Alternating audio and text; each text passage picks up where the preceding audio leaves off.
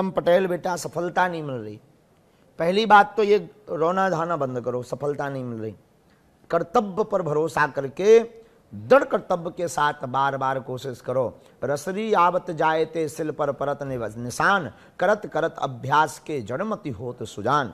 बार बार जब प्रयत्न करने पर पत्थर पर भी रस्सी के निशान पड़ जाते हैं, तो इस संसार रूपी प्रकृति रूपी पत्थर में, संसार रूपी पत्थर में, सफलता रूपी पत्थर में आप बार बार प्रयत्न करो, निशान पड़ेंगे और आपको सफलता अवश्य रूप में और निश्चित रूप से प्राप्त होगी।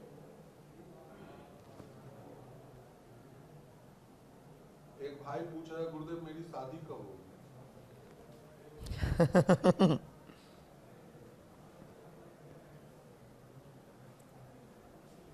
क्या बोल रहा है? भगवान जल्दी तुम्हारा जोड़ा जोड़ा देवे। हनुमान जी ने चाहा तो शीघ्र हो जाएगी। जाओ, मंगल आशीर्वाद।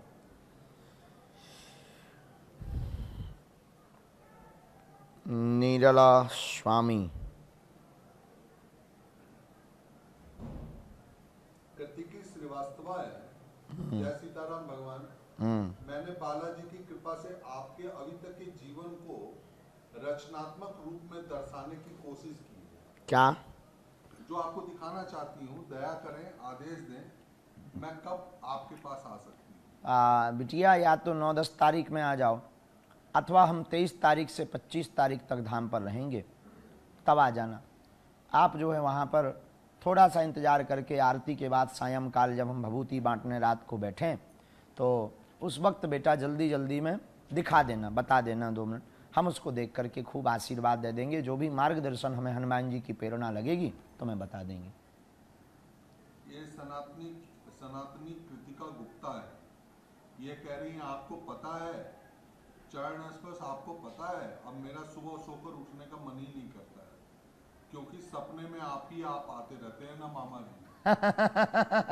मामा जी, बिटिया हम कंस मामा है ना। राम राम राम राम राम।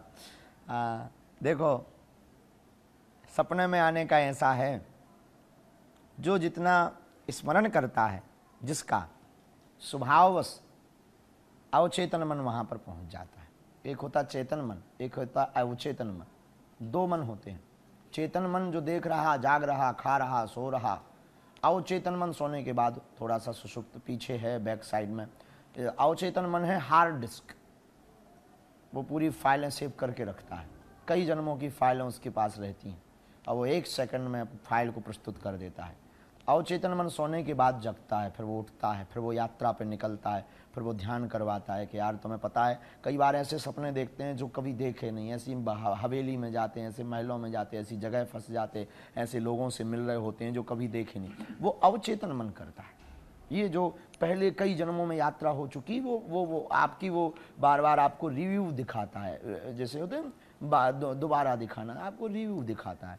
और किसी का स्वप्न बार बार आ रहा, तो निश्चित ये मानो कि जितना तुम स्नेह कर रहे, जितना तुम स्नेह लुटा रहे, जितना तुम ध्यान कर रहे, वो भी कहीं चेतन या अवचेतन मन से तुमको ध्यान कर रहा है, इसलिए वो स्वप्न में बना रहता है। तो स्वप्न में आना कोई बुरी बात नहीं है, बने रहना चाहिए स्वप्न में तुम। लेकिन जो है हमारे जैसे धूर्त मूर्ख व्यक्ति का स्वप्न में आना भला नहीं है। हनुमान जी महाराज का, सदगुरुदेव श्री सन्यासी बाबा का, दादा गुरु जी का, भगवान श्री राम जी सरकार का, इनका स्वप्न में आना बहुत उत्तम है। मोहित है, ये कह रहे हैं, गुरुदेव भगवान से हम अपना अच्छा बुरा सब कहते हैं, भगवान को ही सब कुछ मानते हैं, तो क्या हम भगवान से लड़ सकते हैं जब हमें कुछ ना मिले? क्या भगवान से गुस्सा होने का अधिकार है हमें? पूर्ण रूप से है। प्रायः फक्कड़ महात्मा भगवान से भी, एक हमारे बहुत प्रिय साधु हैं, उनका नाम बताएंगे तो उन्हें बहुत खेद लगेगा, चूँकि वो अपनी महिमा मंडन करवाने में हमसे बार बार संकुचाते हैं और हमको खूब डांटते भी हैं। वो गोवर्धन रहते हैं राधा कुंड पर, और जीवन काल के उनके राधा कुंड पर रहते रहते आधा जीवन गुजर गया, कभी वृंदावन नहीं गए, कभी वृंदावन नहीं गए। बांके बिहारी के दर्शन तो ठीक है, वृंदावन नहीं गए आज तक। और जो है लड़ाई चल रही है उनकी। एक जगह अभी हम दर्शन करने पिछले समय में गए, वहीं वो पास में रहते हैं, यही कोई 100, 150, 200 किलोमीटर की दूरी पर रहते थे, वो कभी गए नहीं।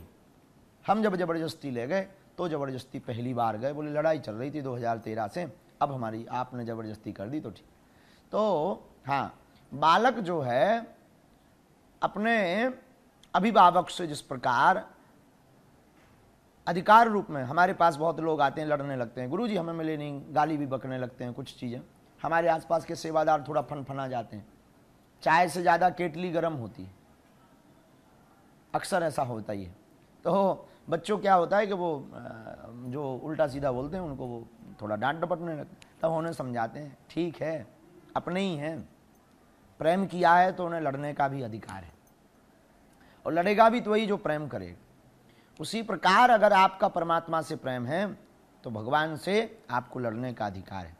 कवि गोस्वामी श्री बिंदु जी महाराज भगवान से खूब लड़ते थे, पदों में लड़ते थे।